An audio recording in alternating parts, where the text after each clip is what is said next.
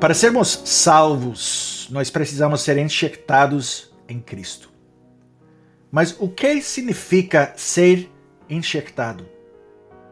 É uma figura botânica que também encontramos na Escritura, especificamente em Romanos capítulo 11, onde o apóstolo Paulo fala sobre a enxertia dos gentios na oliveira de Cristo.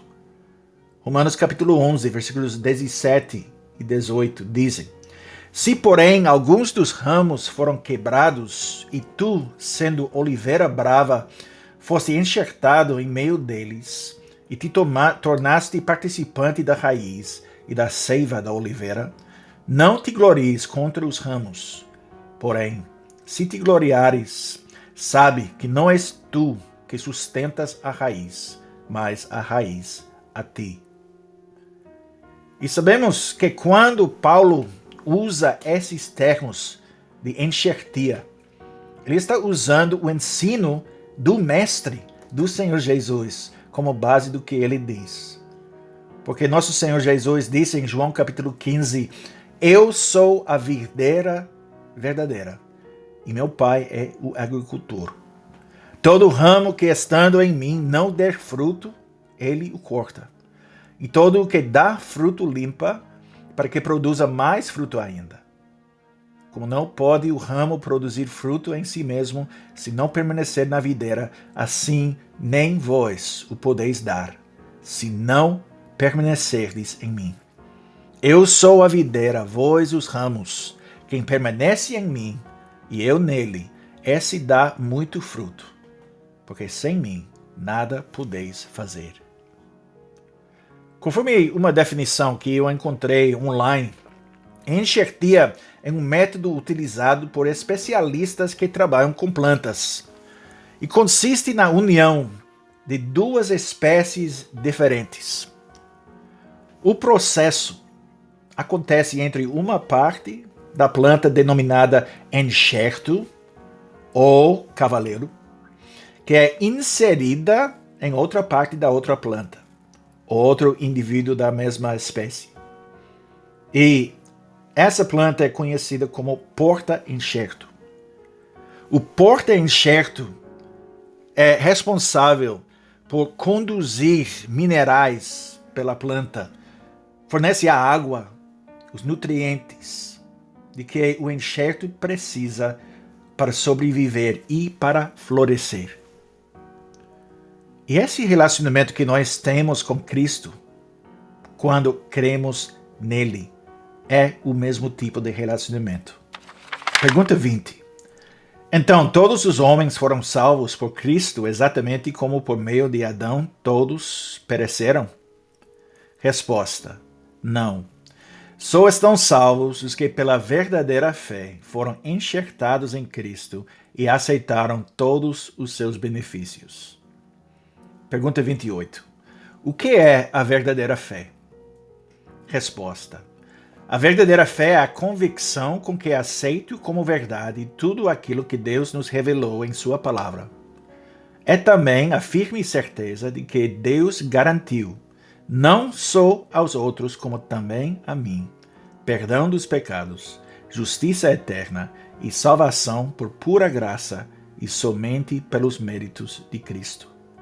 O Espírito Santo realiza essa fé em meu coração por meio do Evangelho. Pergunta 22. Então, no que o cristão tem de acreditar? Resposta: em tudo que nos está prometido no Evangelho e que nos são ensinados resumidamente pelos artigos da nossa fé cristã universal e indubitável. Pergunta 23. Que artigos são esses? Resposta: creio em Deus Pai Todo-Poderoso, Criador do céu e da terra. Creio em Jesus Cristo, seu unigênito Filho, nosso Senhor, o qual foi concebido por obra do Espírito Santo. Nasceu da Virgem Maria, padeceu sob o poder de Pôncio Pilatos, foi crucificado, morto e sepultado, desceu ao inferno. Ressurgiu dos mortos ao terceiro dia, subiu ao céu, está assentado à mão direita de Deus Pai Todo-Poderoso, de onde há de vir para julgar os vivos e os mortos.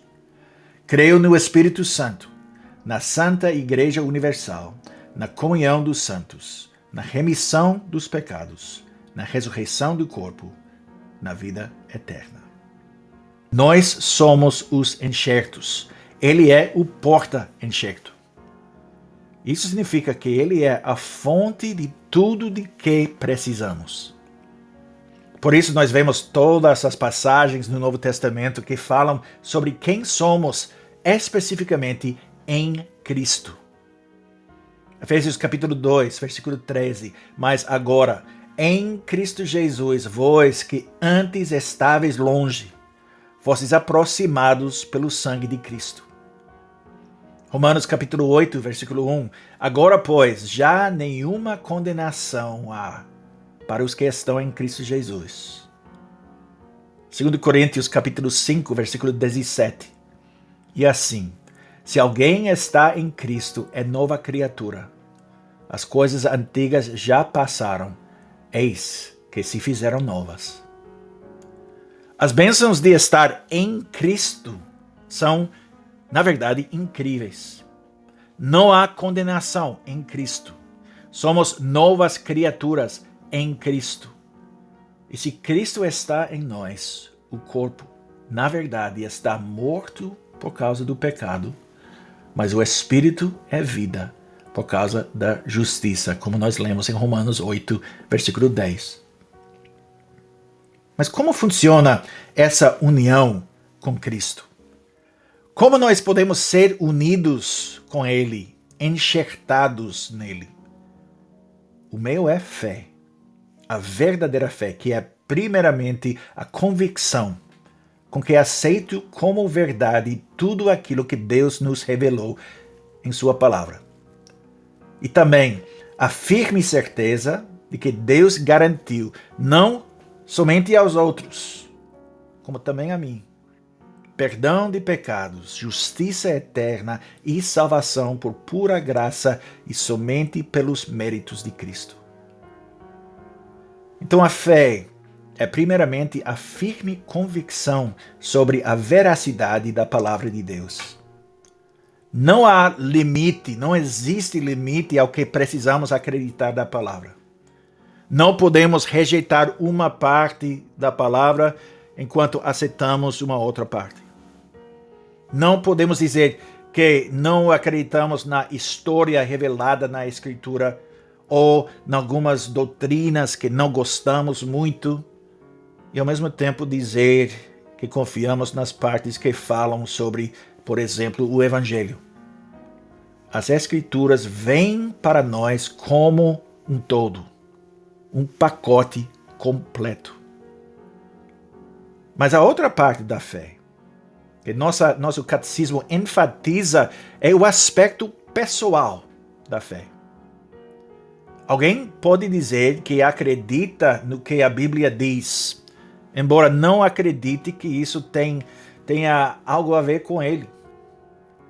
Pode ser que uma pessoa acredite que a mensagem da Bíblia é a verdade, mas que as promessas da Escritura não se aplicam a ela. Mas para ser a verdadeira fé, a fé precisa incluir os dois lados. A crença na veracidade das Escrituras e a crença pessoal no conteúdo do Evangelho. Que as promessas de Deus têm a ver não somente com as outras pessoas, mas que são promessas feitas para mim. E é por meio dessa fé que o relacionamento mais importante de todos é mantido. O relacionamento entre nós, os ramos, e o Senhor Jesus Cristo, a videira. Nele, nós recebemos perdão dos pecados, a justiça eterna e a salvação. Portanto, no final, não é nossa fé que nos salva. A fé é o que nos une a Cristo. É Cristo que nos salva. A fé é a corda salva-vidas, podemos dizer, que nos liga a Cristo. E assim, Assim como o galho enxertado no tronco de uma árvore, nós recebemos tudo de que precisamos para sobreviver, para crescer, para prosperar, da fonte que é Jesus Cristo. O Espírito Santo realiza essa fé em nosso coração por meio do Evangelho. Isso significa que aquilo em que cremos é de vital importância para nós. Nós precisamos acreditar no Evangelho. E nas próximas semanas, se Deus quiser, iremos falar sobre os fundamentos do Evangelho, como resumidos nos artigos do Credo dos Apóstolos. Cremos. Nossa fé nos une a Cristo. Estou crucificado com Cristo. Logo, não sou eu quem vive, mas Cristo vive em mim. E esse viver que agora tenho na carne, vivo pela fé no Filho de Deus, que me amou e a si mesmo se entregou por mim.